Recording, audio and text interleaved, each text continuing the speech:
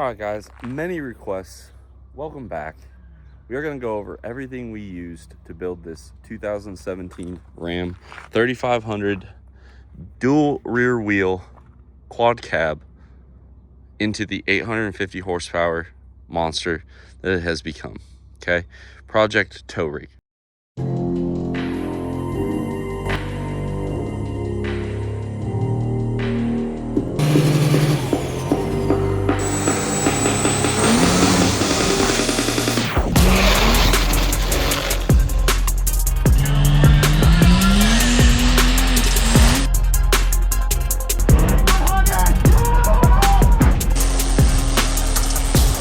So we started out again with that 17 Ram 3500.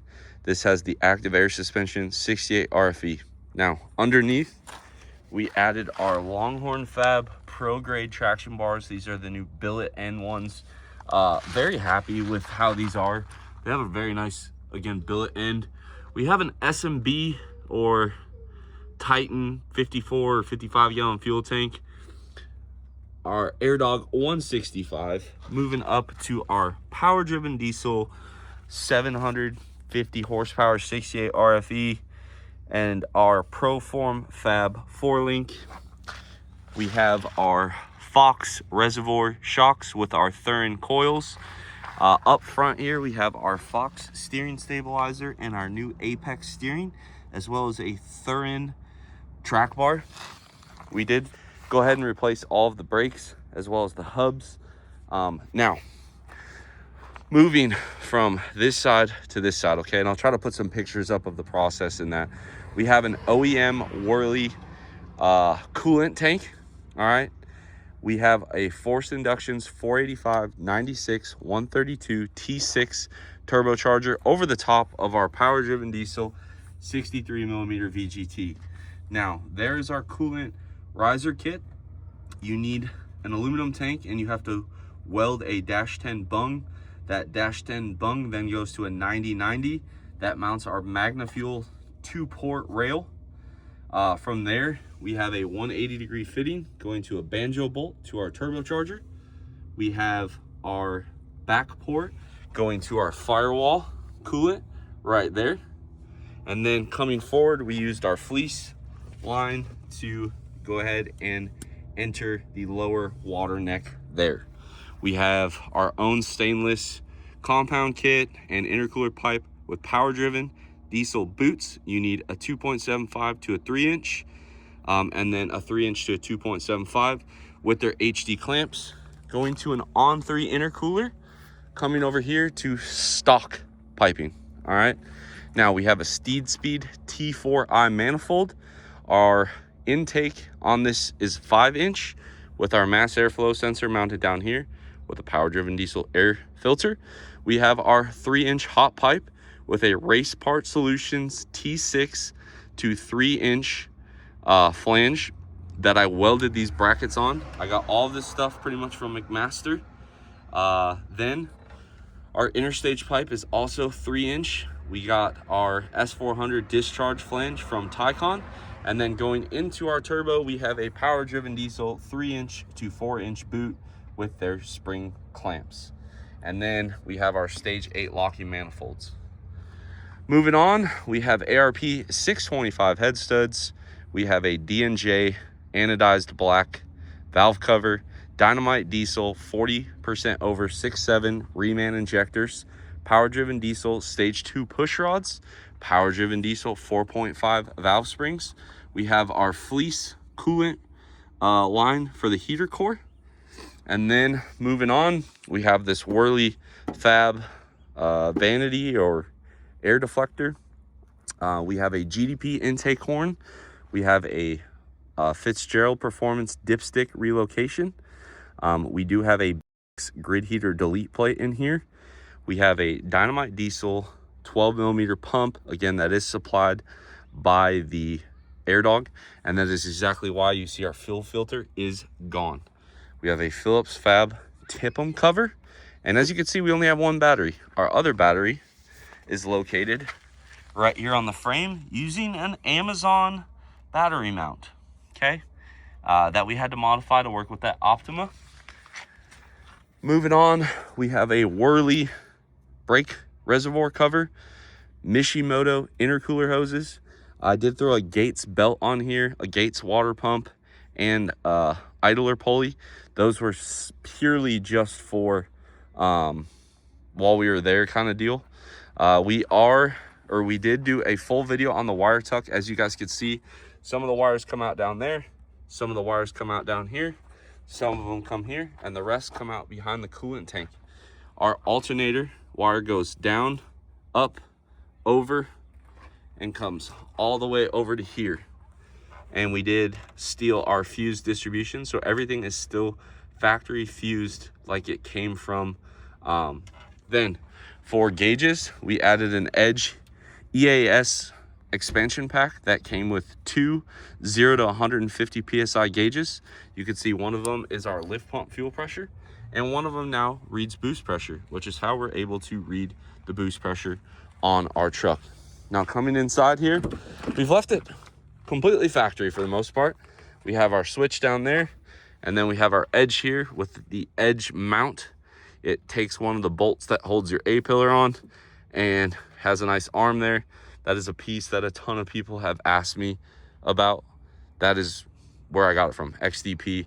Nothing fancy whatsoever. So again, so far this thing has performed extremely well.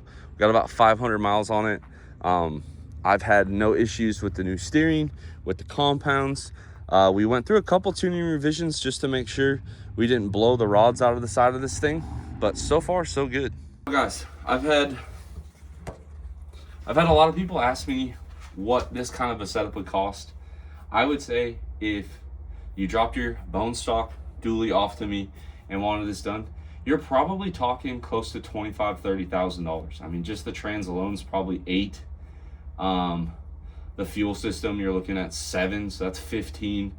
All the turbo stuff and all the fab work, I figure that's got to be around $9,000. So that's $24,000. And then the 625 studs, valve springs, push rods, the GDP horn, all that stuff. Like, no, I did not make this video saying it was cheap. However, if you guys remember when we bought this truck, we paid $42,000 for it. I got it out of Florida, kind of in the Jacksonville area. It was used, obviously. We've owned this truck now for exactly almost 1 year to the date. It's like 1 year and a month. And it took time. You guys saw the first rendition of it, stock fuel with the upgraded turbocharger, some of the stuff. So even like somebody like myself that has access to all this, like, it takes time. And when you're talking about tow truck stuff, like, once the season starts, you really don't want to have to do anything on it. So we kept it simple last year. This off season, we really stepped it up in the name of being able to tow my trailer better, right? California has 55-mile-an-hour speed limits.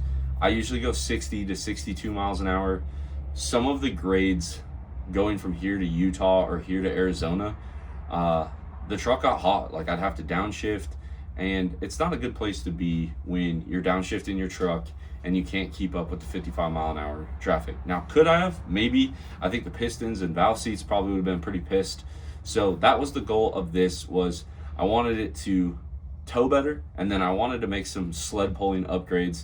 That was the reason for the traction bars and the 4-link, and the increased power should allow us to tow the sled better. Now, I did say 750 horsepower transmission from Power Driven.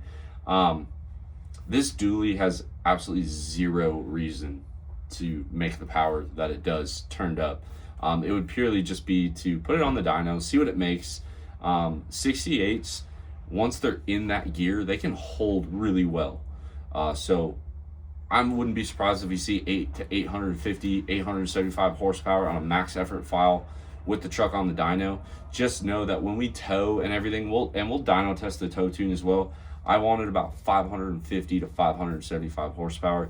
That keeps us within the radiator, the oil cooler, the intercooler. Like, everything should be happy, and I shouldn't have to worry about it. Now, potential downsides to this setup: if you have somebody that's tuning this truck that does not know what they're doing, number one, the trans could be a problem.